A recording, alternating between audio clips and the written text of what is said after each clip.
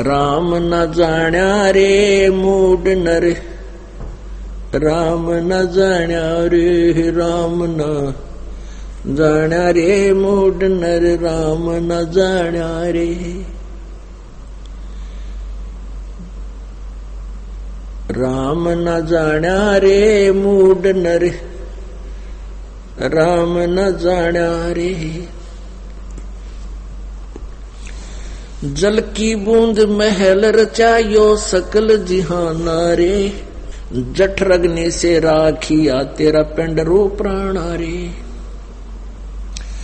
जातो को भोजन दिया अमृत रस खाना रे, गर्भवास से काट कर नर बाहर आना रे। लीला अगम अगाध है सुरती विदना नारे, मात पिता सुत बांधवा क्या देख बुलाना रे। इनमें तेरा कोई नहीं क्यों भया दीवाना रे। जो तन चंदन लेपते वो धरे मसाना रे, सुवे सिंबल से या तुरु देख लुभाना रे। चोंच मार व्याकुल भया बहुते पछताना रे, मान सरोवर कमल दलगर दूर पयाना रे। गैर सातल राहा को ये पड़ पड़ पोथी पाना रे, राम न जाना रे मूड नर्तन, राम न जाना रे। अब कितनी प्यारी ये हो सुख संवेद जो परमेश्वर कबीर जी ने अपनी प्यारी आत्मा गरीबदास साहिब जी के इस कंप्यूटर में फीड कर दी थी, और फिर उस प्यारी आत्मा ने अपने परमेश्वर की महिमा कलम तोड़ गाई। राम न जाना रे मूड नर्तन, राम न जाना रे। इस सेंटेंस का कितना गहरा अर्थ है पुण्यात्माओं, कि तूने परमात्मा को समझा नहीं, और तू आप जी केवल इसी संसारिक कर्म को ही अपना प्रथम कर्तव्य मानकर करते रहे। क्या बताते हैं कि एक तो तूने परमात्मा की महिमा नहीं समझी कि भगवान की भक्ति करने से क्या लाभ और न करने से क्या हानि होती है।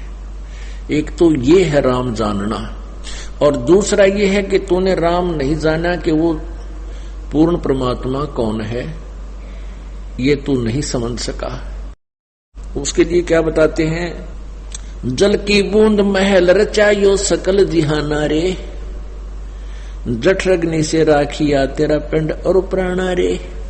जिस परमेश्वर ने सारे ब्रह्मांडों की रचना की और तेरे शरीर को भी बनाया मां के गर्भ में, और पेट के अंदर जहां बच्चा माता जी के गर्भ में बच्चा जब बनता है वो ऐसा होता है चीकले के सा शरीर, जैसे आपने कोई पक्षी के बच्चे अंडे से निकलते उनका शरीर कितना कच्चा कच्चा सा होता है, इससे भी कच्चा शरीर आपका मां के गर्भ में था।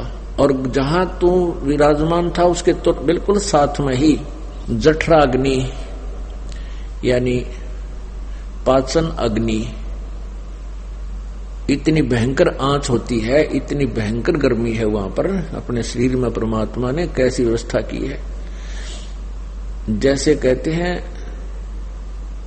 हजारों किरण बहुत तेज गर्मी होती है। जैसे अब हम खाना खाते हैं, हम कच्चा फल भी खाते हैं, सलाद खाते हैं, पक्की रोटी खाते हैं, सब्जी खाते हैं, ये तो अध पकी सी होती है।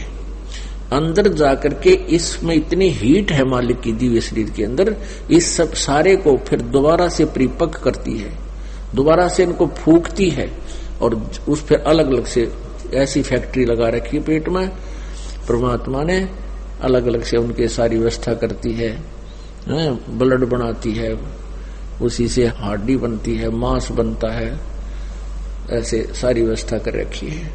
तो कहते हैं उस ऐसे स्थान पर भी तेरी रक्षा उस मालिक ने तेरी की हुई है, और आज तो उसी को भूल गया। मात पिता सुत बांधवा क्या देख बुलाना रे, इनमें तेरा कोई नहीं क्यों भया दीवाना रे। परमात्मा कहते काया तेरी है नहीं, ये माया कहां से हो। और चरण कमल में ध्यान रखो, इन दोनों को खो। जब तेरा शरीर ही तेरा नहीं है, ये बोली आत्मा, तो फिर इस संपत्ति और संतान को अपना मान के अपना जीवन वेस्ट कर रहा है, व्यर्थ कर रहा है। कहने का भाव ये नहीं है कि बच्चों को त्याग दे या घर छोड़ कर भाग जा, नहीं।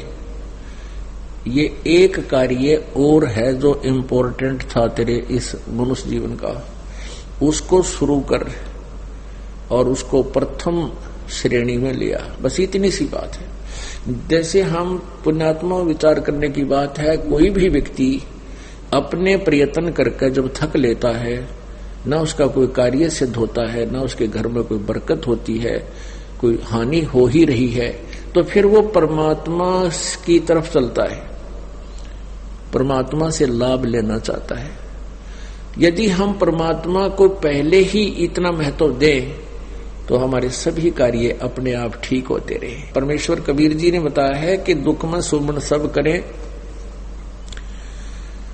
और सुख में करे न कोई, और जे सुख में सुमन करें तो दुख काहे को होए।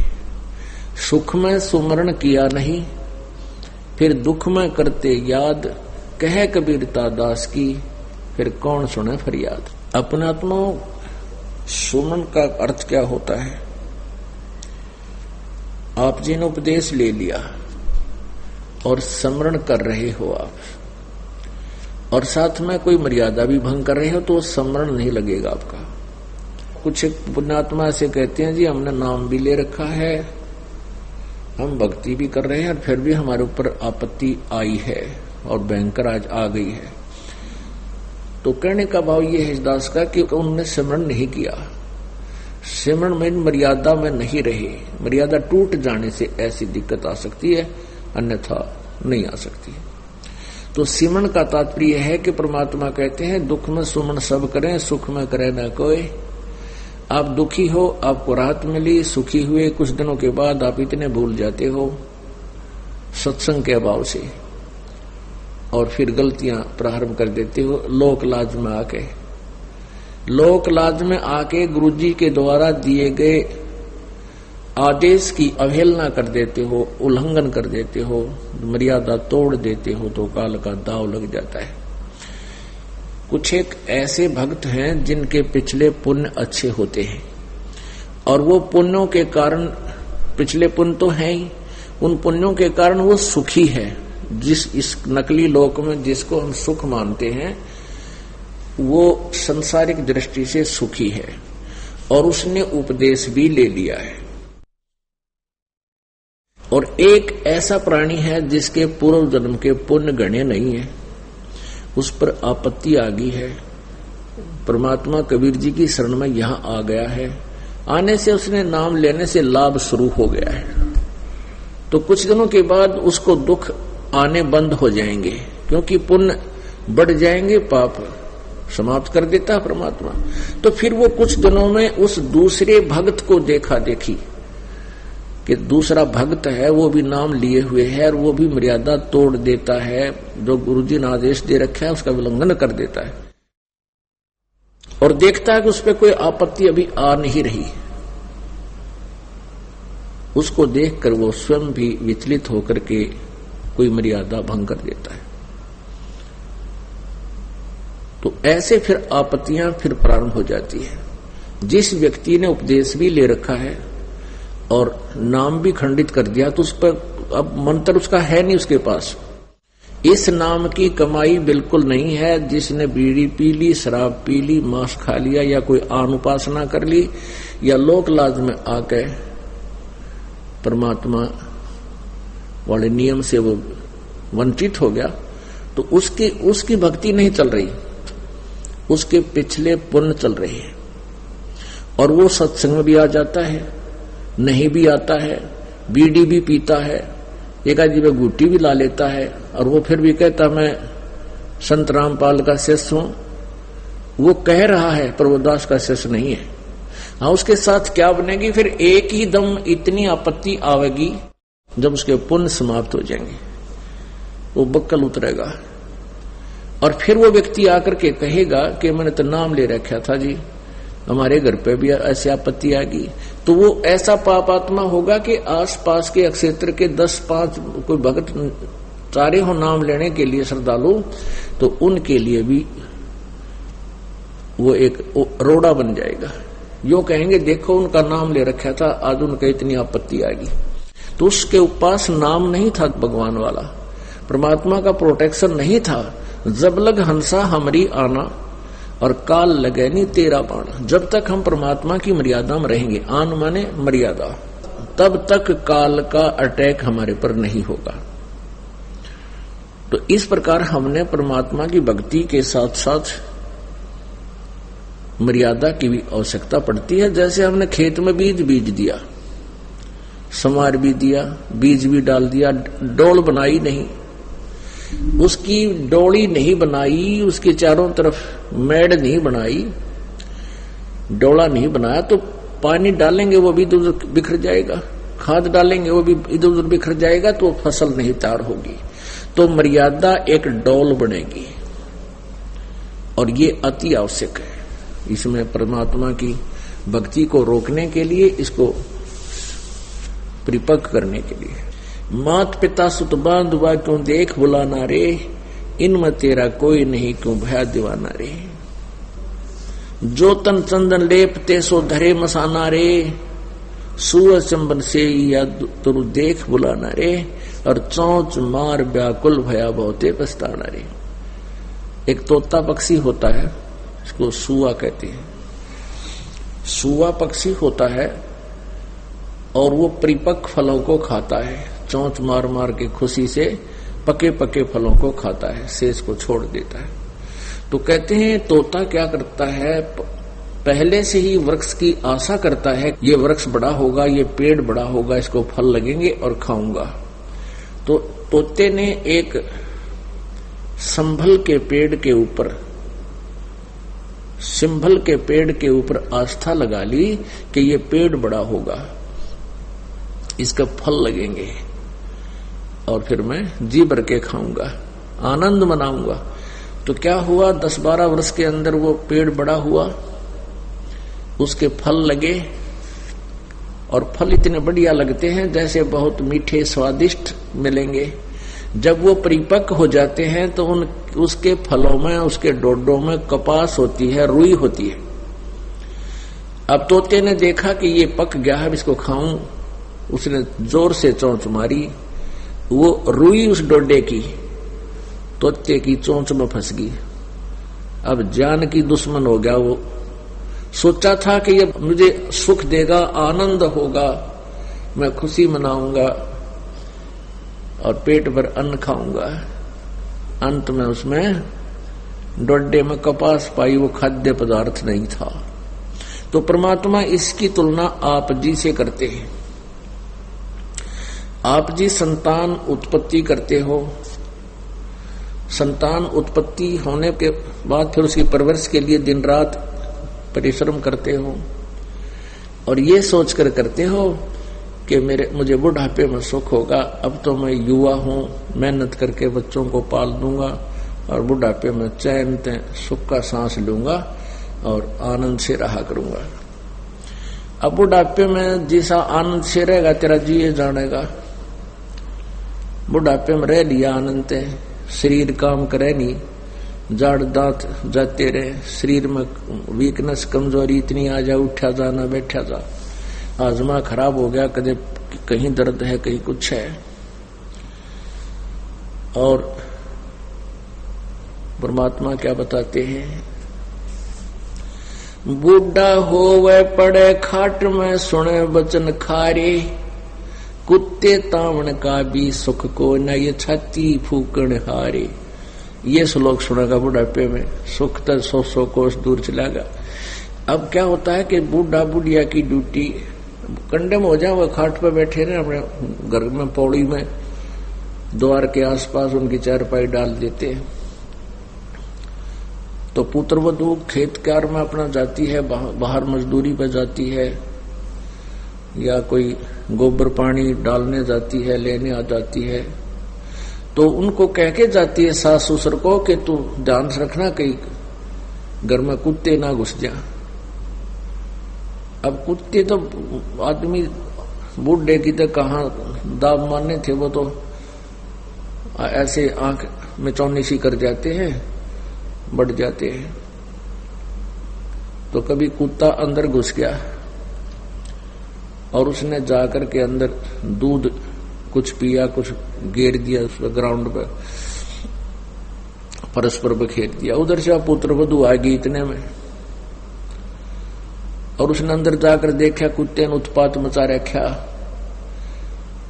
तो बहुत गुस्से में आकर के उस बुढ़ा बुढ़िया को कहती है कि तुम इन कुत्तों को भी नहीं रोक सकते, तुमने हमारी छाती फूंक दी, तुम कुछ भी करने के को ना। यानी इतना नाराज होकर के वो बोलती है जिसका दूध बिखर गया हो, जमीन पर गिर गया हो। तो बुढ़ा बुढ़िया को फिर ये वचन सुनने को मिलेंगे। कहते हैं बुढ़ा हुआ पड़े खाट में, फिर सुने वचन खारे, और कुत्ते ताउन का भी सुख को ना, तुम छाती फूकना रही। पुणात्माओं,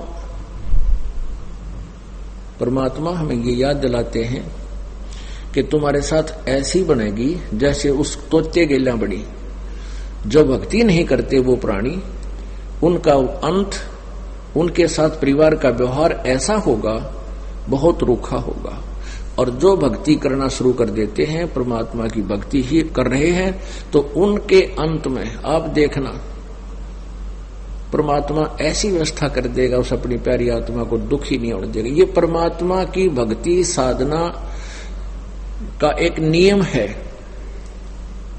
ये उसका फल है कि आपको दुख ही नहीं होने देगा। एक बार एक त्रिलोचन नाम का भगत था, और वो परमात्मा की मर्यादा में रहकर साधना कर रहा था। परमेश्वर कबीर जी रह कर आते रहते हैं, कभी केवल एक संत रूप में रह करके चले जाते हैं, और कुछ एक भक्तों को परमात्मा का लाभ दे जाते हैं, जिसका उदाहरण दूर तक फैला रहता है कि उनको एक संत था, उसने ऐसे कृपा करी, भगवान की कृपा से उनको ऐसे लाभ हुआ। तो इस कारण से हम परमात्मा की महिमा जीवित है, परमात्मा की सतिथि अभी तक ज्यों की त्यों है। अन्यथा ये काल भगवान चाहता है कि इनको गलत साधना पर लगा दूं, शास्त्र में साधना ये करें, गलत ज्ञान दे दूं, और ये परमात्मा से मिलने वाला लाभ इनको मिलना बंद हो जावे, और ये सब नास्तिक हो जावे। जैसे पूरा रूस हो गया नास्तिक, और पूरा चीन कंट्री हो गया नास्तिक। तो ये चाहता है कि ये ऐसे हो जाए सभी, फिर टंटा कट जाए, वहां कोई सुने को नहीं कबीर साहब की, जो अपनी प्यारी आत्माओं को अपने पास ले जाने के लिए आता है। तो त्रिलोचन भगत के ने परमात्मा की शरण ली, नाम लिया, और उनके बताए अनुसार साधना करते रहे। वृद्ध हो गए, और उनके एक नौकर था, कुछ जमीन थी और थोड़ी बहुत जमीन थी, उससे गुजारा हो रहा था। और एक नौकर था, उसका नौकर बहुत सेवा करता था। नौकर के कोई ऐसी घटना घट गई कि उसको जाना पड़ गया, और उसको त्रिलोचन ने भी मना नहीं किया कि जा बेटा। अब वो नौकर चला गया, तो पीछे से क्या हुआ कि उसके जाने के कुछ देर बाद ही त्रिलोचन भगत का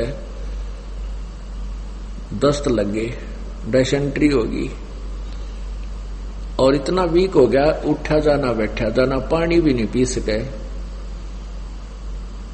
तो बड़ा दुखी हुआ, परमात्मा को याद किया, प्रभु या कौन बनी, वो बच्चा भी चला गया। तो प्रभु ने क्या किया, उसके नौकर का रूप धारण किया और वहां आ खड़ा हुआ। तो उसने पूछा कि बेटा गया नहीं तू? अक नहीं महाराज जी, आपकी इस स्थिति को देखकर आप कुछ ढीले से चल रहे थे, मेरे मन में आ गया कि महाराज जी बहुत ढीले हैं, और स्वस्थ हो जाओगे तब जाऊंगा। 1 महीने के बाद वो नौकर आया। नौकर आने से 2 मिनट पहले, आध घंटा पहले, 20 मिनट पहले परमात्मा वहां से अंतर्जान होगी। वो नौकर आया और अपने घर से कम 200-300 किलोमीटर का रहने वाला था, पैदल आते जाते थे। वहां से वो कोई सामान लाया था, उसने कहा प्रणाम गुरुजी, प्रणाम महाराज जी, प्रणाम बेटा, आ गया। वो यूं तक कह जी ये लो, ये हमारे खेत में ऐसा होता था, ये फसल लाया हूं, और वहां के भक्त आपको, हमारे गांव के सभी भक्त आपको ऐसे ऐसे प्रणाम बोल रहे थे। और त्रिलोचन उसके मुंह की तरफ देख रहा है, ये बोल क्या रहा है भाई, क्या बता रहा है बेटा, कौन है, किसके बारे में बोल रहा है तू, क्या कह रहा है, कहां से क्या बात होगी। अजी मैं वहां से आया हूं, अपने गांव से आज, और ये सामान लाया हूं आपके लिए, वहां के भक्तों ने ऐसे ऐसे दिया है, प्रणाम किया है, और ये मैं अपने घर से लाया हूं ये आपके लिए।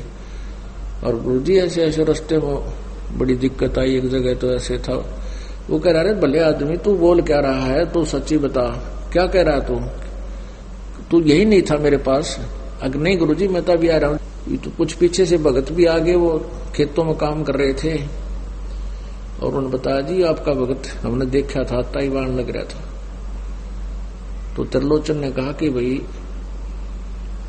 यहाँ वो कौन था, ओए होए रे भगत त्रिलोचन। वो कहता तू मेरी सेवा कर रहा था यहाँ पर, तने मेरी टट्टी ठाठा कर डाली, मेरे हाथ तक धोए, और बेटा रोटी बनाया करता। नहीं गुरुजी मैं तो आज आया हूँ, मैं तो आज आया हूँ स्वामी जी, और ये सामान लाया हूँ वहां से। तब रोया वो टक्कर मार के त्रिलोचन, हे परमात्मा इस पापी पर इतनी कृपा आपकी कि आपने आकर के इस दास के अतिसार भी उठाकर डाले, टट्टी भी उठाकर डाली, कपड़े धोए, रोटी पोई, खाना खिलाया। तो परमात्मा कहते हैं यदि आप जी सच्चे दिल से, देखो भक्ति तो सभी करते हैं, बच्चे स्कूलों में सभी पढ़ा करते हैं और सभी विद्यार्थी होते हैं। कुछ एक बच्चे इंटेलिजेंट होते हैं, अच्छी मेरिट से पास होते हैं तो अच्छे ऑफिसर बनते हैं, तो उनको ही विशेष लाभ मिलता है।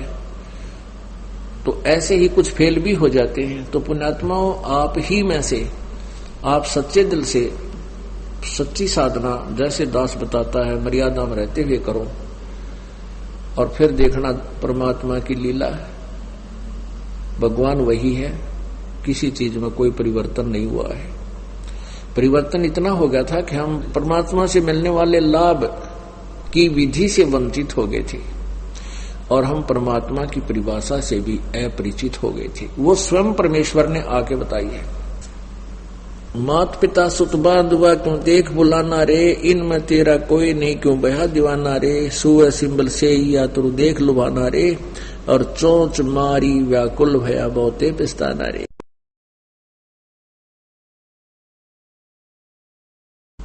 मात पिता सुत बांधुआ क्यों देख बुलाना रे, इनमें तेरा कोई नहीं क्यों बहा दीवाना रे, सुअ सिंबल से या तुर देख लुभाना रे, और चोंच मारी व्याकुल भया बहुते पिस्ताना रे। मान सरोवर कमल दल गर दूर प्याना रे, गैर सातल राह को पढ़ पोथी पाना रे।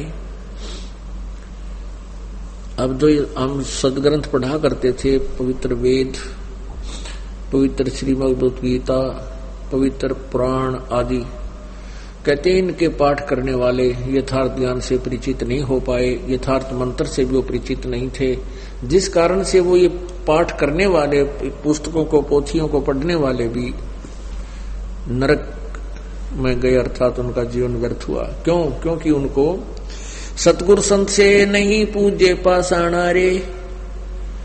सतगुरु संत यानी परम संत उन्होंने मिले नहीं, उनको परम संत की उन्होंने सेवा नहीं की। सतगुरु संत से नहीं पूजे पाषाणा रे, और मरकब है कुम्हार के फिर शुक्र समाना रे। पंथ पुरातन बूझ है कोई संत सुदाना रे, और स्वासा पार्श नाम है ना भी स्थाना रे। ओह, सतगुरु संत से नहीं, और पूज्य पाषाणा माने मूर्तियां, पत्थर की मूर्तियों की पूजाएं की, यानी शास्त्र साधनाएं की। और मरकब है कुम्हार का फिर शुक्र सुहाना रे, गधे कुत्ते की सूर की योनियां प्राप्त की आप जी ने। पंथ पुरातन बूझ है कोई संत सुदाना रे, कोई बहुत ही बुद्धिमान व्यक्ति उस मूल ज्ञान को सुनता है, उसके बारे में जानकारी प्राप्त करता है। पंथ पुरातन बूझ है, पुरातन माने वो आदि पंथ के बारे में कोई एकादा ही पूछता है।